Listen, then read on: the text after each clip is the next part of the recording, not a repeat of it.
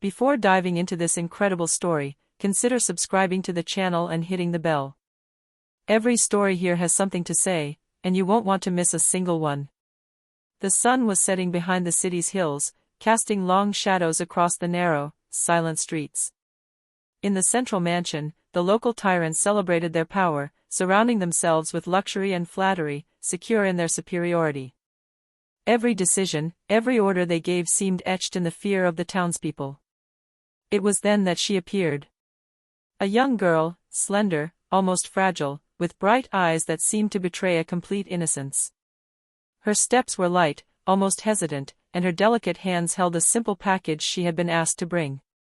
The bullies watched her with a mixture of curiosity and condescension. "She will be easy to manipulate," one of them murmured, a cruel smile on his lips. But beneath that deceptive exterior burned a fierce determination. Every muscle in her body was tense, ready to explode at the slightest threat. Years spent surviving in the shadows, learning to defend herself against the worst dangers, had made her a formidable fighter, capable of thwarting the most elaborate plans. She moved forward into the room, her gaze silently sweeping the room, memorizing every position, every obstacle. The tyrants, unaware of the danger, began to discuss their next actions, revealing their secrets, exposing their flaws. The girl listened to them, an imperceptible smile on her lips. What they mistook for naivety was actually careful calculation. What they interpreted as weakness was merely an armor of patience and strategy. In a few moments, their arrogance would collide with the implacable force of an adversary they had never envisioned. And the city, silent witness to this encounter, would soon discover that beneath a fragile facade lurked a storm capable of upending everything. The room was filled with hearty laughter and arrogant conversation. The tyrants, comfortably seated in leather armchairs, felt invincible. Little did they know that the young girl they had patronized would soon turn their world upside down. "Bring it here," ordered the group's leader, a large, imposing man, with a cruel smile. The girl stepped forward, carrying the package as if nothing had happened. Each step echoed lightly on the marble floor, but there was an almost feline precision to her gait. As she placed the package on the table, she felt the tension in the room rise. The bullies were already expecting her to give in, tremble, or show gratitude.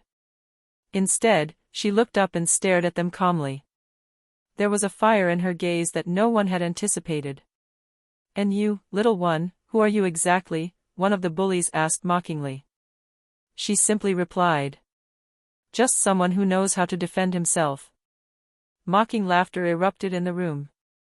But before they could react, she made a swift, almost imperceptible movement. In a split second, the largest of them found himself disarmed, knocked to the floor, surprised by the speed and precision of her movements. Chaos erupted. Other tyrants attempted to react, but she neutralized them with terrifying efficiency, using every object within reach as a weapon. The room, which seconds earlier had been vibrating with lust and arrogance, was now the scene of a struggle where apparent innocence revealed itself as a brutal and implacable force. As the bullies retreated, wounded and humiliated, the girl stood in the center, breathing calmly, her eyes burning with determination. "Never underestimate anyone," she whispered, more to herself than to them. Outside, the city was still unaware that her liberation had just begun. And in the shadows, some silent observers smiled, knowing that this young girl would become a legend that no one could stop. The heavy silence that followed the storm of violence in the mansion weighed heavily on the tyrants. Humiliated, hurt, and furious, they gathered in a secluded office to discuss their revenge. "How could a mere girl," the older man growled, clenching his fists until his knuckles turned white. "She made a fool of us in front of everyone." Another, more nervous, suggested, "Perhaps we underestimated his appearance. But it won't be the same next time. We must prepare a plan, careful, to eliminate him." They began to strategize, researching every detail of her life, her habits, her allies. But none of them realized that the girl had already anticipated them. Every step they took, every whisper of revenge, she was aware of. Her network of informants, silent and invisible, allowed her to know their movements before they even acted. Meanwhile, on a narrow street a few blocks away, she watched the mansion from the shadows. Her face was calm, but her eyes shone with determination. "They think they're in control," she whispered. "But they don't know they've just started a war they'll never win." That night, the entire city seemed to hold its breath. The tyrants, blinded by their anger and arrogance, were unaware that they were already falling into an invisible trap. And in the shadows, the young girl prepared her next moves, every move calculated, every decision weighed, ready to turn their fear into their own destruction. The battle was not yet open, but the first round had been won. And soon, the streets, squares, and even mansions would witness what an underestimated opponent could accomplish when he refused to remain weak. The bullies, humiliated and furious, decided to strike where they thought the girl would be vulnerable. Their plan was simple: lure her to a secluded spot, where their numbers and physical strength would give them a decisive advantage. "It'll be easy this time," the leader said, a cruel smile playing on his lips. "She doesn't expect us to trick her." But what they didn't know was that the girl had already planned every move. She knew their plans before they were even fully formulated. The informants she had scattered throughout the city had followed every conversation, every suspicious gesture. When evening came, she pretended to fall into the trap. Her steps were hesitant, her breathing measured, giving the impression that she was nervous and vulnerable. The tyrants watched her in the shadows of an abandoned warehouse, their weapons ready, the smile of victory on their lips. Finally alone, one of them whispered, reaching out to grab her. But as they surrounded her, she moved with blinding speed. With a precise blow, she disarmed the first, using her weight and strength against him. The second was surprised by a perfectly calculated blow, knocking him against a wall. The others didn't even have time to react before she was behind them, every movement fluid, every gesture deadly effective. The bullies screamed, trying to fight back, but she was everywhere at once, a cyclone of power and precision. They had thought to trap a fragile girl, and found themselves overwhelmed by a force they couldn't even comprehend. When it was all over, the tyrants lay there, humiliated and wounded, unable to get up. The girl calmly picked up the package she had dropped at the beginning, and whispered, "Underestimating someone, may be your last mistake." In the shadows, the city watched silently. The girl had just proven that a single individual, when determined and trained, can overthrow tyrants and change the course of events. And that was just the beginning. After their humiliating defeat in the warehouse, the tyrants retreated to their mansion, anger burning in their eyes. But this time, pride wasn't enough. They knew they had underestimated the girl and that a physical confrontation alone wouldn't suffice. They had to be more cunning. "We need a plan even she can't anticipate," the leader said, his voice cold. "We're going to strike where she least expects it, her reputation, her privacy, her city." Each bully was tasked with a specific mission: to sow fear in their neighborhood, disrupt those close to them, and isolate the girl from any potential help. They believed that intimidation and psychological pressure would eventually break her. But the young woman had foreseen this escalation. Since the first attacks, she had begun to build a network of protections and silent allies throughout the city: shopkeepers, neighbors, and even some members of the local police force who respected justice. Every threat sent by the tyrants was neutralized before it even became real. That night, while the tyrants plotted in their dark room, the girl roamed the city with surgical precision, foiling every trap and observing their movements like a general surveying his battlefield. She wasn't striking directly yet, she was letting the tyrants wallow in their own arrogance, piling up their mistakes, leading them toward a vulnerability she could exploit. "They still don't understand," she whispered, her eyes shining in the streetlight. "Every step they take brings me closer to their complete fall."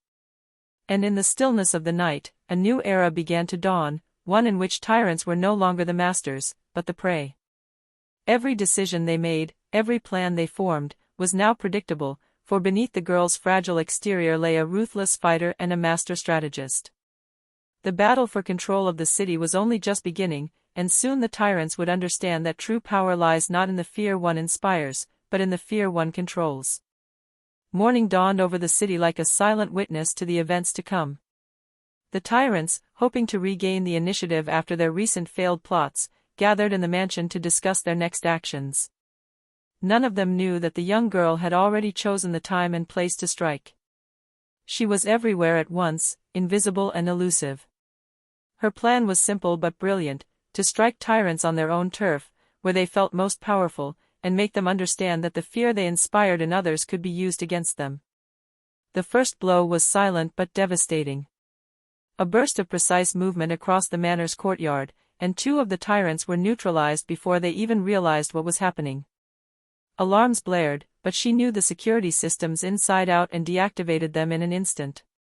When the main leader came out to investigate the commotion, she was waiting for him, motionless in the shadows. In a swift and brutal sequence, she disarmed him, threw him to the ground, and stared at the others with terrifying calm.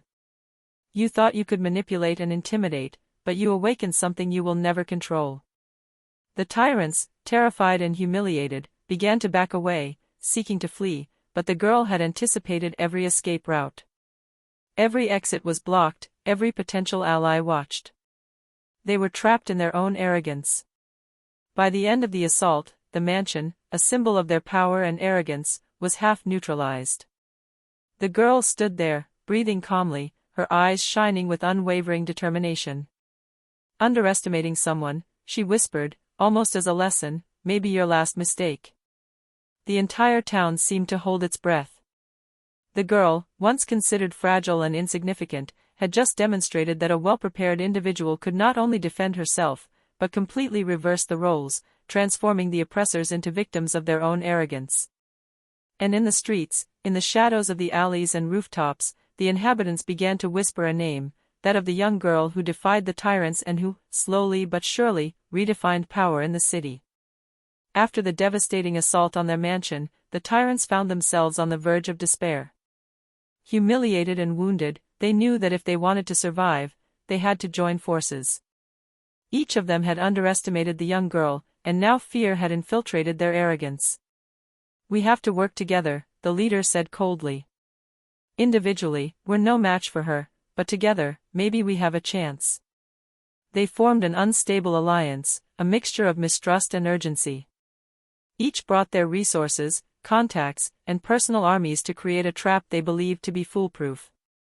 Their plan: lure him away from his allies, exhaust him with deception, and finally strike with force. But the young girl had anticipated this union. Since her first victory, she had been observing their movements, analyzing their alliances, and preparing a far more complex strategy. Every enemy move was recorded, every weakness noted, every opportunity identified. When the attack began, she was not alone. Allies she had discreetly recruited in the city positioned themselves at strategic points, ready to intervene. The tyrants, confident, fell into the trap they thought was perfectly planned. Every move they made was met with precision. Escape routes were blocked, communications intercepted, and troops disorganized. The girl struck with formidable efficiency, combining brute force, agility, and strategy to disarm and neutralize each tyrant one by one. By the end of the day, the tyrants were not only defeated but completely demoralized. They realized that their arrogance had blinded them, and that no alliance, however unstable, could defeat someone who thought several steps ahead. The girl, standing on a balcony overlooking the city, watched the last rays of the sun disappear behind the hills. Her gaze was calm, but behind this calm hid a fierce determination. "You still don't understand," she whispered. "Fear isn't imposed, it's earned." And the city, a silent witness, began to recognize that a new era had begun. Tyrants would rule no more. An implacable force, strategic and brutal, had just taken control of the destiny of all. The tyrants, broken and humiliated by all their defeats, had nothing left to lose. Their arrogance had turned to despair. They decided to attempt one last trick, a complex trap, combining cunning, force, and intimidation, in the hope of capturing the girl and restoring their power. "This time, she won't be able to escape us," the leader swore, his voice shaking with rage. "We've studied her movements, analyzed her allies, we're going to surprise her." They laid out their plan in the abandoned mansion, choosing a location they believed to be strategic. They thought they had considered all the elements: escape routes, possible reinforcements, even the girl's psychology. But what they didn't know was that she had anticipated this scenario from the moment they began talking about revenge. As evening fell, the tyrants took up positions in the shadows, watching for any sign of her presence. The tension was palpable. They held their weapons, ready to strike the exact moment she crossed the threshold. But instead of falling for the trap, she turned every element of their plan against them. With an almost imperceptible gesture, she neutralized the sentries, deactivated the alarms, and infiltrated the manor through a passage no one had anticipated. The tyrants, surprised, tried to react, but the young girl was already in front of them. Every move on their part was predictable, every attack countered with disconcerting precision. In a matter of moments, the trap had turned against them. The tyrants found themselves surrounded, disarmed, and humiliated, unable to believe that everything they had planned had been used against them. Their faces paled as they realized they had been completely manipulated by someone they had deemed weak and insignificant. The girl, motionless and calm in the center of the room, looked at them with a mixture of coldness and contempt. "You thought you could control me, but true strength isn't measured by your arrogance or your numbers. It's measured by the ability to think, to plan, and to strike at the right time." At that moment, the tyrants finally understood the magnitude of their mistake. The girl they had underestimated wasn't just a fighter, she was the master of the game, and the power they thought they possessed was gone for good. And in the silence that followed, the entire city seemed to hold its breath, witnessing the complete fall of those who had believed they could control everything. The young girl, victorious, knew that this was only the beginning of her silent reign over the fate of those who had dared to underestimate her. After their final defeat, the surviving tyrants were demoralized and plunged into a fear they had never known. The city, however, began to whisper tales of the young girl who had defied and humiliated those who believed themselves invincible. Her name circulated in every alley, every market, every house, a living legend.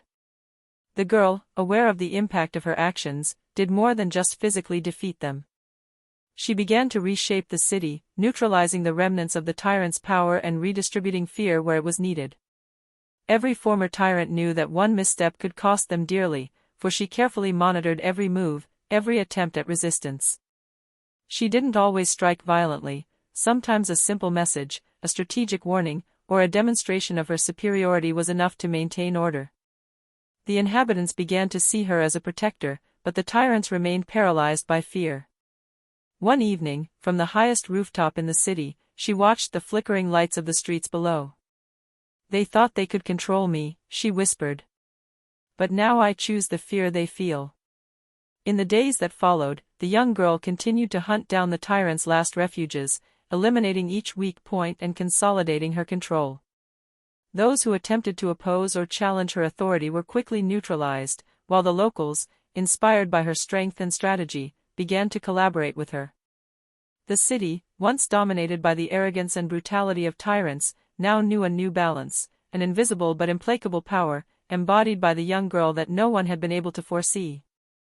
She had proven once and for all that beneath a fragile exterior could lie a force capable of overthrowing oppressors and redefining power. And in the silence of the night, one name echoed louder than ever, that of the brutal fighter no one should ever underestimate. As the city began to breathe more freely, a whisper of alarm rippled through the alleys. One last tyrant, previously discreet and cautious, had decided to attempt a desperate revenge. He had watched the girl's actions from the shadows, patient and calculating, waiting for the perfect moment to strike and regain control. "She humiliated everyone else," he whispered, hatred burning in his eyes. "But I will show her that no one can defeat me." The tyrant set an elaborate trap in an abandoned part of town, hoping to lure the girl into a confrontation where he would have the advantage. His men were armed, the exits guarded, and every detail meticulously planned. For him, this battle would be the ultimate revenge. But she, as always, had anticipated this move. Thanks to her network of allies and her intimate knowledge of the city, she transformed the trap into a terrain of her domination. Every enemy position was neutralized before the shots were fired, every plan foiled before it could be realized. When the last tyrant appeared, confident, he found himself facing not just a young girl, but an implacable, strategic, and brutal force. With a few quick, precise movements, she disarmed him and brought him to the ground, every move calculated to show him that his hatred and arrogance were useless. "You thought you could control or defeat me, she said calmly, leaning over him, but true strength is not measured by the number of followers or cruelty. It is measured by the ability to think, foresee, and act before the enemy even knows they are in danger. The tyrant, humiliated and defeated, finally understood that he had underestimated his opponent. The young girl, standing, silent and implacable, was now unchallenged. The city no longer had a tyrant capable of challenging her.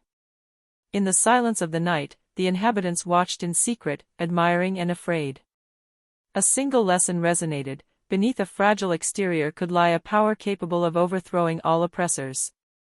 And that power now had a name no one would ever forget. The sun was rising over the city, illuminating the streets with a soft but revealing light. The tyrants, all humiliated and defeated, had disappeared into the shadows, unable to regain control. The girl, silent and imposing, walked the streets she had liberated, each step measured, each gaze determined. Residents, who had once lived in fear and oppression, began to appear in the alleys, hesitant but grateful. Some whispered her name with respect, others with a hint of fear. She had transformed the city without unnecessary violence, but with an authority no one would dare challenge. She visited the places where tyrants had tried to sow terror. Every vestige of their power was neutralized, every threat dispelled. And everywhere, she left a discreet symbol, a reminder that justice and strength could exist even in the hands of a single, determined and strategic person. Facing the tyrant's main mansion, now empty and silent, she stood, gazing at the horizon. Memories of clashes, traps, and strategic battles flashed through her mind, but there was no trace of fatigue or doubt. Everything had been anticipated, mastered, and accomplished. Those who believe that strength lies in fear or numbers are always wrong, she whispered. True power lies in determination, in strategy, and in the courage to never be underestimated. A new era was dawning in the city. Inspired by his strength and foresight, the inhabitants began to rebuild their lives with confidence and prudence. The tyrants, now powerless, were nothing more than a distant memory, a silent warning to anyone who dared to underestimate the strength of a single person. And atop a rooftop, watching the sunrise, the girl smiled slightly. She had started out alone, seemingly fragile, but she had proven to everyone that true strength need not be imposed by fear or brutality. It manifests itself in intelligence, strategy, and the courage to stand tall in the face of adversity. The city would never forget her name. And she knew now that underestimating someone could be the last mistake of a life.